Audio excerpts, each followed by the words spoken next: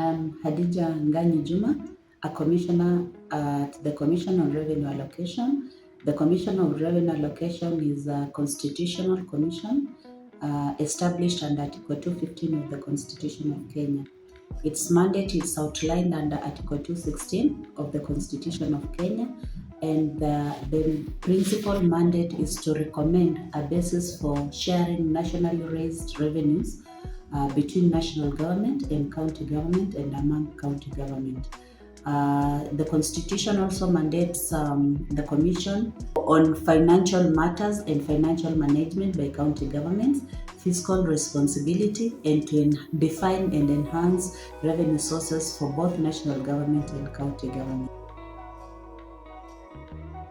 The structure of the Commission is that after the commissioners, the 8 commissioners, implementation of activities is done under committees, and we have 4 committees: Finance and Administration Committee, Revenue Allocation Committee, Legal and ICT Committee, and Public Finance Management Committee.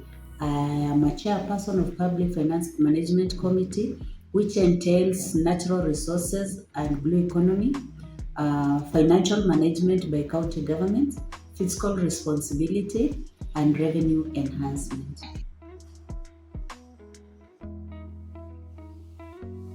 When you look at some of the activities that are under the Public Finance Management Committee, one of it is revenue enhancement. And for me, I have a passion for revenue enhancement, whereby I've been designing initiatives that we've been implementing with county governments just to help county governments enhance their own source revenue.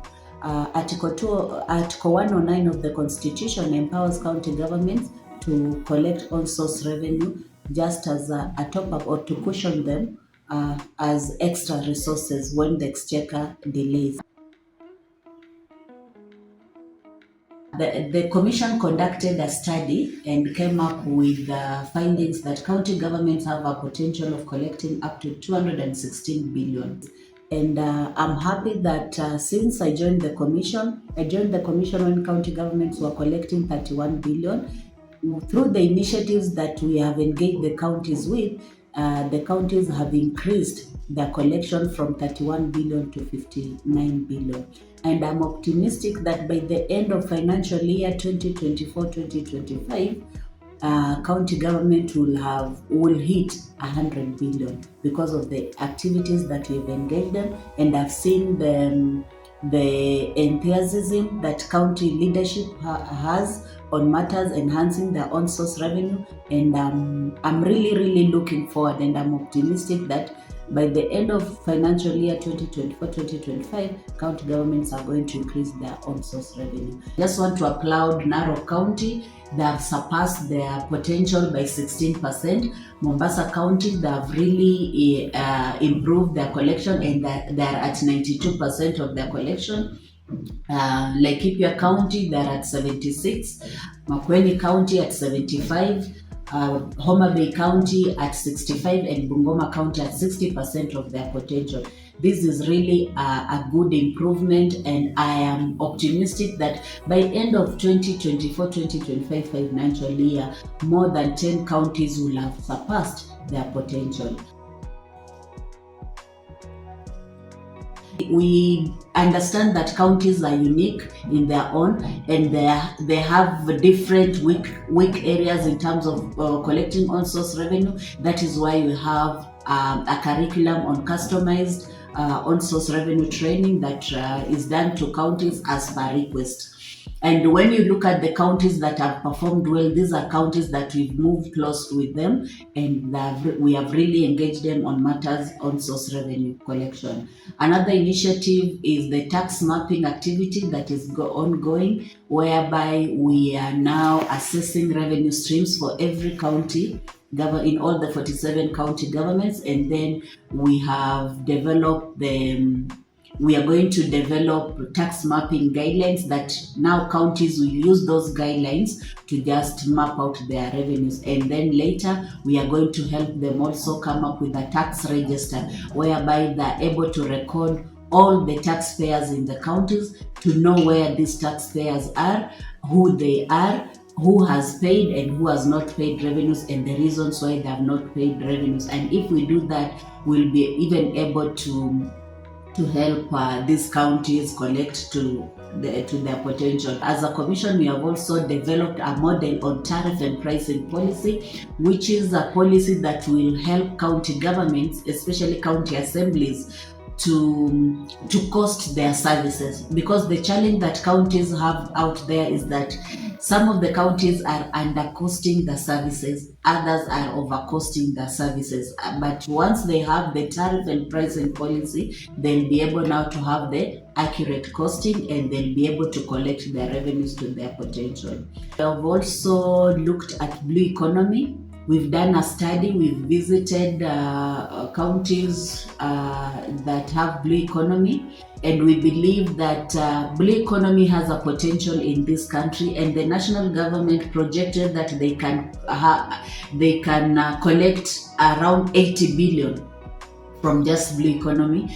And as a commission, we've done a study, and we are going back to counties to advise them. One, we realized that there are conflicting laws. There are conflicting laws between national government and county government on matters blue economy. The other thing is that counties have not looked at blue economy as a revenue enhancement area whereby they can be collecting revenue. On matters fiscal responsibility, we've continued guiding county governments on how they can, some of the structures they can have in place that will help them on matters financial management, just to ensure that we minimize misusing of funds in the county government. And one of the structures that we've had in place is asking county governments to establish county budget and economic forums, which is a forum that acts like a bridge between the common mwananchi and the county leadership, and also as a watchdog to continue reminding county governments of the projects that are in CIDP and how they should be implemented. And then on financial management also, we've asked county governments to establish audit committees, and we continue training both the CDEF and the audit committees, so that these committees, when they are effective, they are able to play the role that they have been established for. Another activity that is under the Public Finance Management Committee, and it's a statutory role, is developing the budget ceilings, recurrent expenditure budget ceilings for county governments. And one of the success stories that we have is that we have been able to come up with a model on public participation for county governments. We also did costing for them and ensured that county government, both the executive and assembly, have funds to do public participation, so as to ensure the 5 documents that are very key for county governments are subjected to public participation in the counties. The country, Kenya, is looking forward to curb recurrent expenditure at 35% by 2028.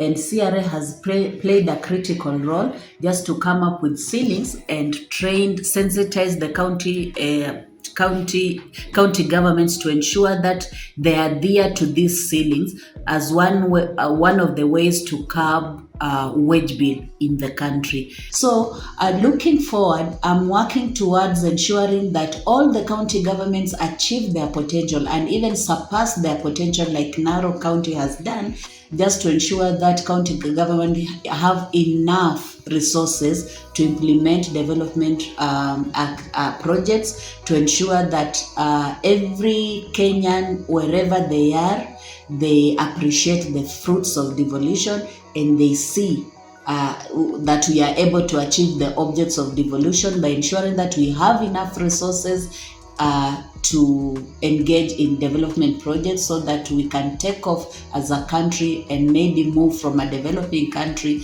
to a developed country.